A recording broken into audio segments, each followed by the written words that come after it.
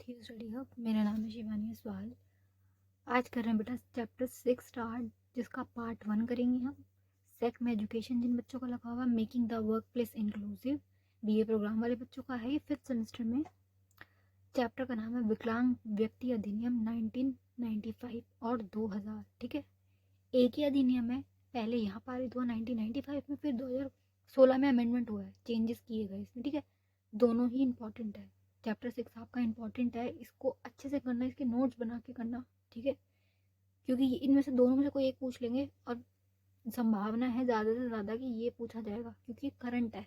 ठीक है, ये बिल्कुल अभी है, इसके बाद अब कुछ नहीं हुआ है, ये पूछा जा सकता है पूरा। सिलेबस देख लीजिए बेटा, ये आपको सिलेबस चल रहा है, ये सभी टॉपिक्स हो चुकी है पूरी की पूरी। प्लेलिस्ट का लिंक नीचे डिस्क्रिप्शन बॉक्स में मिल जाएगा। चैप्टर 6 करेंगे ये वाला 2016 + 95 का हम अधिनियम करने वाले हैं, जो कि इंपॉर्टेंट है। ये मेरी इंस्टा टेलीग्राम चैनल आईडी है, कोई भी क्वेश्चन क्वेरी हो आप मुझसे यहाँ पूछ सकते हैं। टेलीग्राम चैनल आईडी पे आपको इंपॉर्टेंट क्वेश्चन, सभी जितने भी सब्जेक्ट कराए उनके लिंक्स और सारी चीज़ें हम प्रोवाइड करा दी जाएंगी। ये सारे सब्जेक्ट्स आपके 5th सेमेस्टर के मैंने करा दिए हैं, लिंक डिस्क्रिप्शन बॉक्स में है।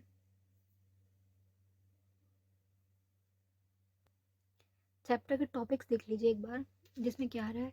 विकलांग व्यक्ति अधिनियम PWD 1995 का विकलांग व्यक्ति अधिनियम में मतलब क्या क्या किया गया, और उसके बाद जो चेंजेस किए गए 2016 में, उसमें क्या विभिन्न प्रावधान डाले गए। ठीक है, उसमें क्या चेंजेस किए गए, दोनों प्रावधान प्लस उसके चेंजेस क्या हुए।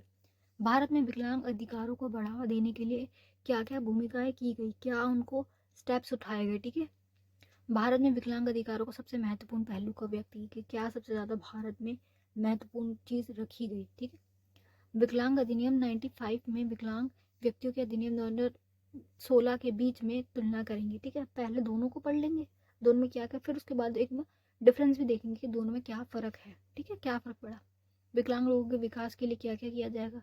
सामाजिक न्याय पढ़ेंगे कि जो हमारा समाज है उसमें किस प्रकार से न्याय किया जाए, कि एक सक्षम व्यक्ति जो पूरे तरीके से सही है वो, प्लस इस प्रकार के व्यक्तियों को भी बराबरी का दर्जा दिया जाए। ठीक है, चलिए क्या पढ़ेंगे। सबसे पहले PWD अधिनियम 1995, जिसमें सबसे ज़्यादा बात किस पे की जाएगी, इक्वालिटी पे, कि सब बराबर हो, सबके राइट बराबर हो, चाहे वो बुजुर्ग हो, चाहे लड़का हो, लड़की हो, विकलांग व्यक्ति हो, चाहे कोई भी हो, सबको इक्वली कैसे ट्रीट किया जाए। चलिए स्टार्ट करेंगे बेटा, इंपॉर्टेंट टॉपिक है, इसको ज़रूर लिख के करिएगा, नोट्स बना लीजिएगा। PWD, इसका फुल फॉर्म क्या है, समान अवसर अधिकार का संरक्षण और पूर्ण भागीदारी, इसको लिख लीजिए। ये PWD की फुल फॉर्म है। ठीक है, अधिनियम 95 एशियाई और प्रशांत क्षेत्रों के विकलांग लोगों के पूर्ण भागीदारी को समानता पर घोषणा को प्रभावित बनाने के लिए अधिनियम किया गया है।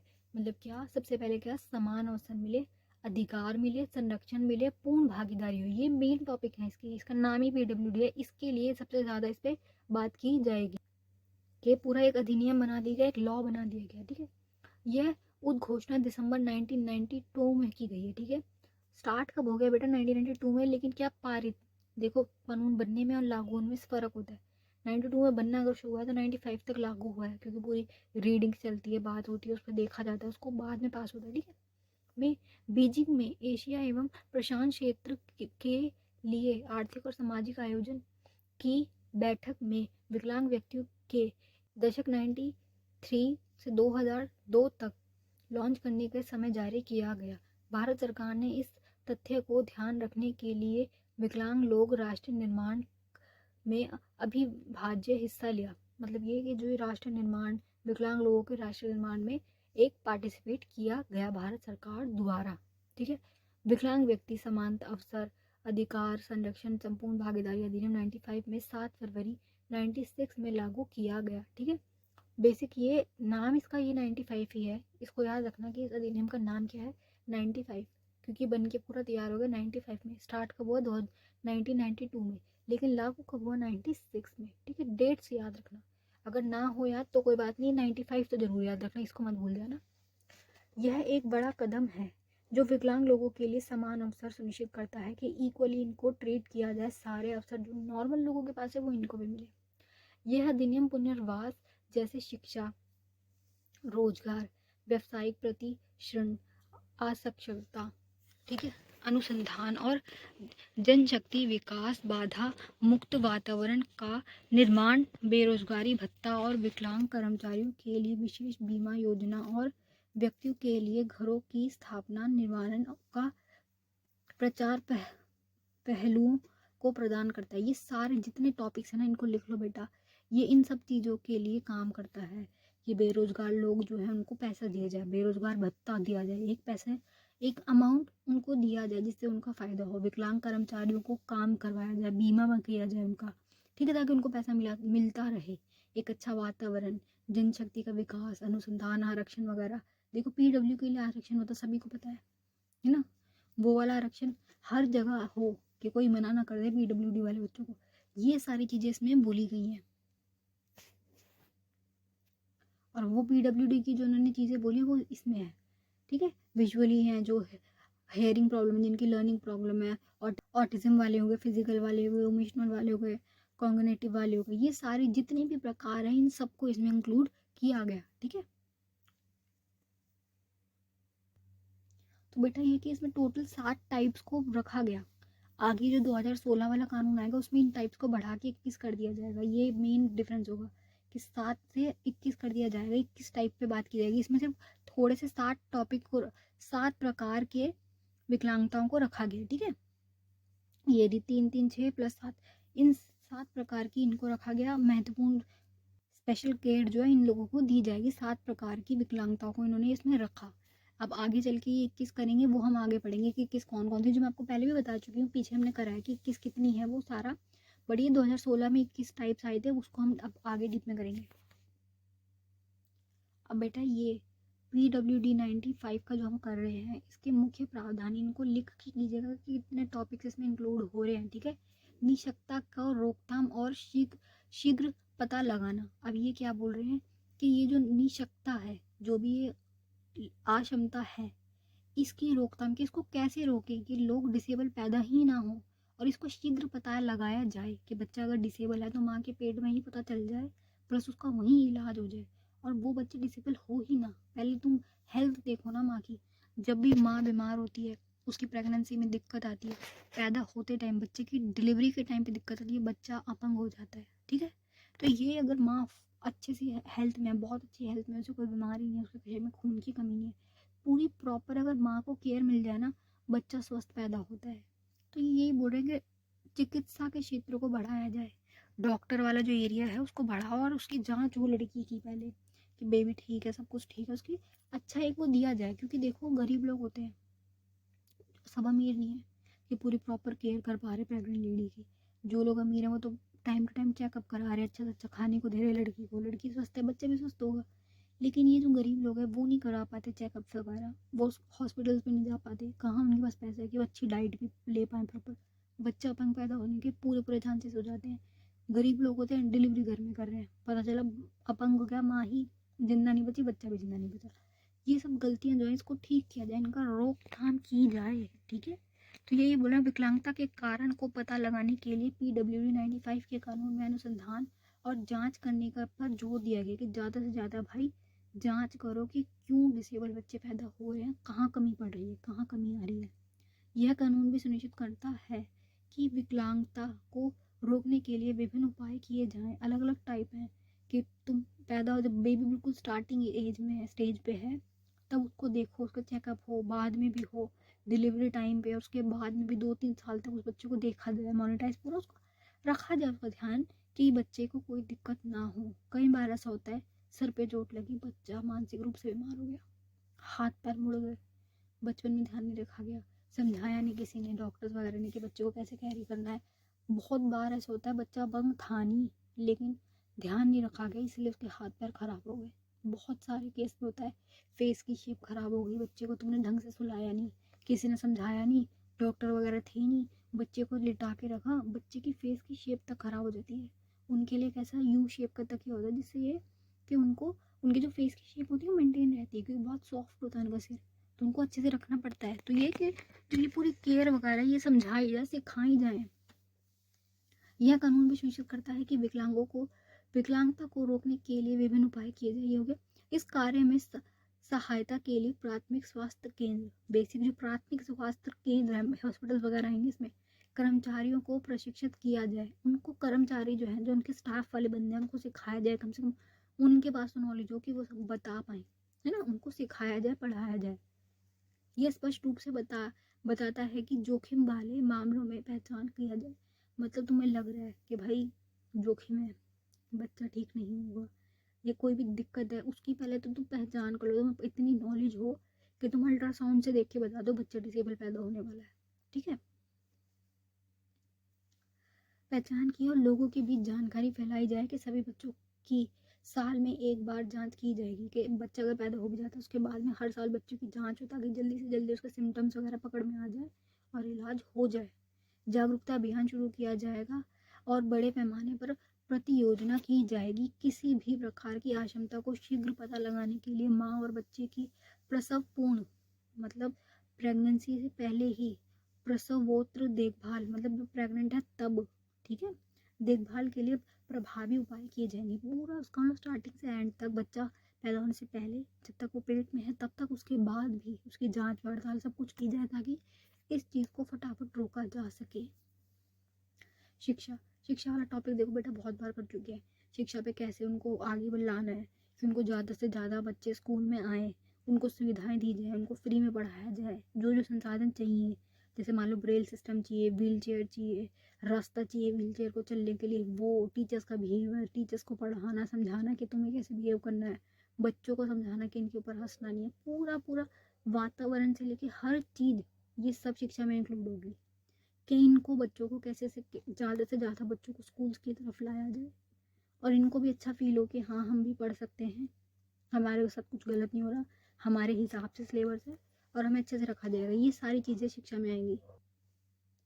कि बेटा शिक्षा को सबसे ज़्यादा महत्वपूर्ण दिया गया, मुफ्त शिक्षा हो, मुफ्त उनका पूरा किताबें हो, छात्रवृत्ति हो। छात्रवृत्ति क्या होता है बेटा? स्कॉलरशिप, के बच्चों को स्कॉलरशिप मिले ताकि उनको हेल्प मिल जाए पैसों से।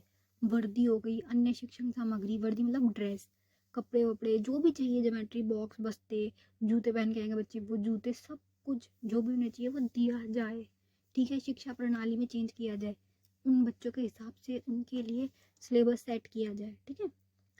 और बट ज़्यादा से ज़्यादा इनको सुविधाएं दी जाए ताकि ये आगे आए, शिक्षा सभी को मिल सके, ठीक है। गुणवत्तापूर्ण शिक्षा दी जा सके।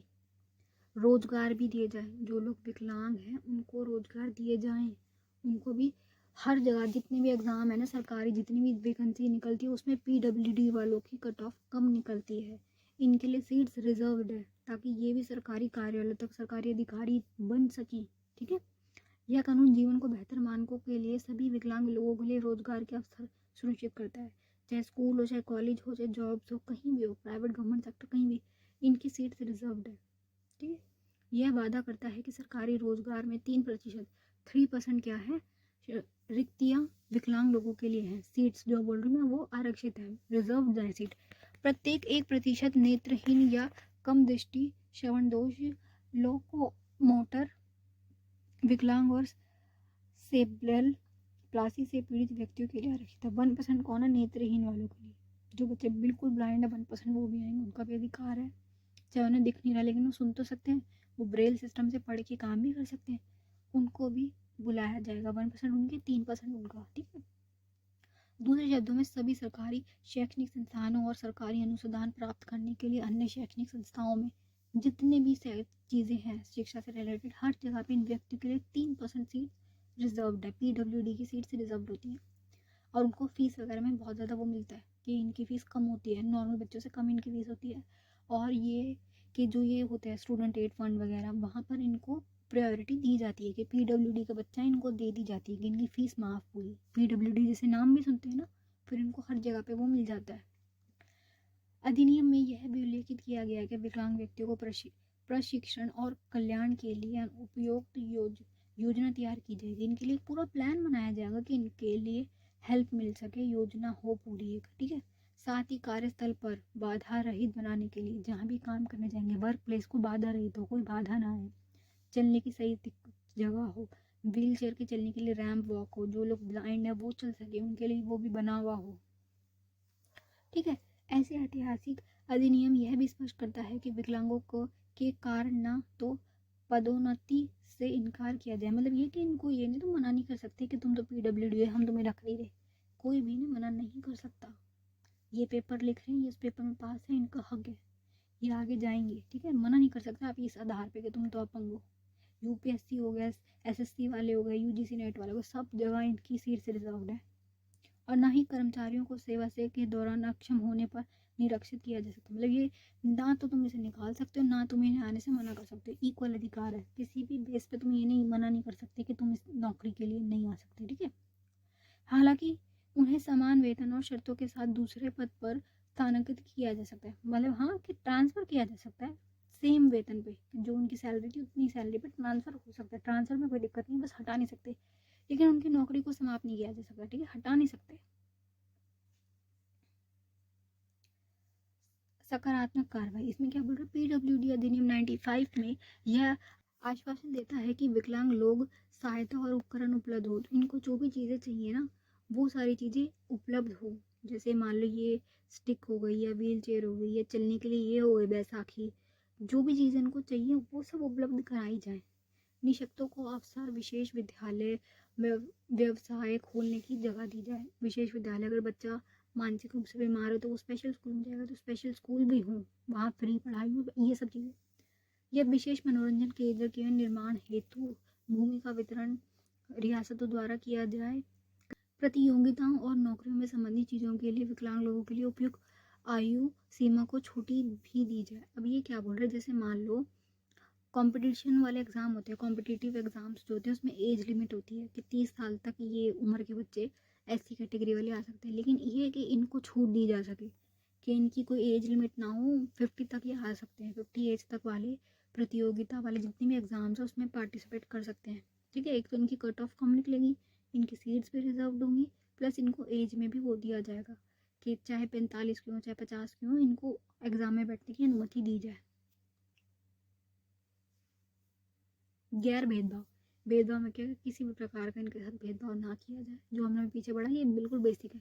अनुसंधान और जनशक्ति का विकास, अनुसंधान जितनी भी चीज़ें कर रहे हो उसका विकास किया जाए। यह अधिनियम विकलांगों को शीघ्र पता लगाने में रोकथाम करने के लिए कि जल्दी पता लगे और उसका रोकथाम किया जा सके कि कैसे इसको रोकना है। ठीक है, पीडब्ल्यूडी अधिनियम विश्वविद्यालय और वित्तीय सहायता भी प्रदान करता है, मतलब ये कि पैसों से रिलेटेड जितनी भी चीज़ें चाहिए होंगी, है ना, इक्विपमेंट हो गए, संसाधन वगैरह, उसमें भी हेल्प करेगा। बेटा सारे पॉइंट लिख लो, सारे ही पॉइंट इंपॉर्टेंट है, ये गैर भेदभाव वाला इसकी हेडिंग डाल लो, फिर आगे से ये जो कंटेंट है पूरा बना के आप लिख सकते हो। ठीक है, कि ये गैर भेदभाव की गारंटी दे रहा है, सार्वजनिक कहीं पे भी जा रहे हो आपके साथ किसी भी प्रकार का भेदभाव नहीं किया जाएगा, चाहे नौकरी हो चाहे स्कूल हो चाहे कॉलेज हो, कहीं पे भी आपके साथ भेदभाव से निपटने के लिए पूरा वो है। यदि कोई कुछ करता है गलत आपके साथ तो उसके ऊपर लीगल एक्शन लिया जा सकता है इस वाले कानून के तहत, 95 वाला ये दिखा के उसके खिलाफ हो सकता है, चाहे वो रेल हो, भवन हो, बसें हो, जहाज हो, हवाई जहाज हो, डिज़ाइन वगैरह, कहीं पे भी किसी भी प्रकार का आपके साथ भेदभाव नहीं किया जाएगा। सभी सार्वजनिक स्थलों को, प्रतिष्ठित कक्षाओं में शौचालय हो गया, वही व्हील चेयर के लिए भी सुलभ बनाया जाएगा, हर जगह पर इनके लिए जो इनकी व्हील चेयर है वो जा सके ऐसी चीज़ें बनाई जाएंगी हर जगह पर, किसी भी जगह पर इनके लिए भेदभाव नहीं होगा। ठीक है, चाहे लिफ्ट हो या ब्रेल की सुविधा हर जगह की जाएगी। ठीक है,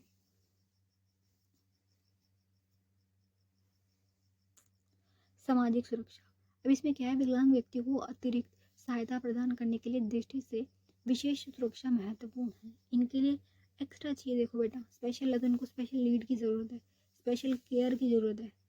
यह अधिनियम इस विशेष आबादी के लिए सार्वजनिक सुरक्षा बनाने की दिशा में भी संवेदनशील है कि सार्वजनिक जगह पे समाज में इनकी सुरक्षा हो। इसमें कहा गया है कि विकलांग लोगों को बेरोजगारी भत्ता दिया जाएगा, विकलांग लोगों को क्या दिया जाएगा, वो कुछ काम नहीं कर रहे तो तब भी उनको पैसे मिलेंगे। ठीक है, इनकी पेंशन इनके बैंक खाते जो होते हैं उसमें चली जाएगी। के साथ साथ सरकारी कर्मचारियों के लाभ के लिए बीमा कार्रवाई कि इनके बीमा कराए जाएंगे कि इनको पैसे मिल जाए जब इनकी कोई भी इमरजेंसी सिचुएशन हो तब इनके पास पैसा हो, जो 1 वर्ष के अधिक समय के विशेष रोजगार कार्यक्रम में पंजीकृत होती है, रजिस्टर्ड होती है और कई लाभकारी व्यवसाय नहीं पा सकते हैं। यह विकलांग लोगों के लिए पुनर्वास के लिए गैर सरकारी संगठनों को भी वित्तीय सहायता सुनिश्चित करता है।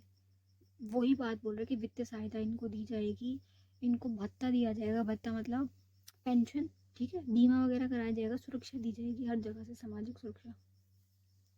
शिकायत निवारण, अब इसमें क्या बोल रहे हैं कि अगर कोई ये सारी बातें नहीं मानता, जितने भी हमने अभी पॉइंट्स करे, कोई इसके खिलाफ जा रहा है कि भेदभाव कर रहे हैं, इनके पेपर वगैरह क्लियर हो गए लेकिन इनको जॉब नहीं दे रहे, इनको बैठने नहीं दे रहे, स्कूल वगैरह में जगह नहीं दी गई, इंसल्ट कर रही है, ऐसे जो भी चीज़ हमने पढ़ी है उसके खिलाफ अगर कोई भी कुछ करता है तो शिकायत की जा सकती है। उस शिकायत के बदले अब जिस बंदे ने गलत किया उसको दंड भी मिलेगा, ठीक है। न्याय प्रणाली को स्ट्रॉन्ग किया गया। पीडब्ल्यूडी अधिनियम 95 में उल्लेखित किसी भी अधिकार का उल्लंघन होने पे, जो भी अब तक हमने अधिकार पढ़े उन सब के उल्लंघन होने पर शिकायत निवारण प्रणाली न्याय का रास्ता खोल लेती है। न्याय पूरा है कि आप जाओ न्यायालय में अपनी बात रखो, आपकी सुनवाई की जाएगी, ठीक है। यदि विकलांग व्यक्ति के किसी भी प्रकार का भेदभाव या अधिकार का उल्लंघन हो तो वह मामले में केंद्र स्तर पर विकलांग लोगों के लिए मुख्य आयुक्त के पास जा सकता है, जो इनके लिए पूरा एक बनाया हुआ है। केंद्र स्तर पर विकलांग लोगों के लिए आयुक्त एक ऑफिस जो बनाया हुआ है, वहाँ जाके अपनी बात आप रख सकते हो, या किसी भी नॉर्मल पुलिस स्टेशन में चले जाओ, किसी भी अदालत में चले जाओ, आपकी बात सुनी जाएगी। और राज्य स्तर पर विकलांग व्यक्तियों के लिए आयुक्त से संपर्क कर सकते हैं, ठीक है बेटा। जो संस्थाएं इनके लिए काम कर रही है ना, वहाँ पे जाकर आप कंप्लेंट कर सकते हो। चलिए 95 वाला जो अधिनियम है वो इतना ही था, सारे इसके पॉइंट्स लिख लीजिए, इम्पॉर्टेंट है ये भी, प्लस 2016 वाला तो बहुत इंपॉर्टेंट है, लिख के कीजिएगा। अभी भी किसी को कुछ ना समझ रहा आप कमेंट बॉक्स में पूछ सकते हैं। Thanks for watching, best of luck for your exam.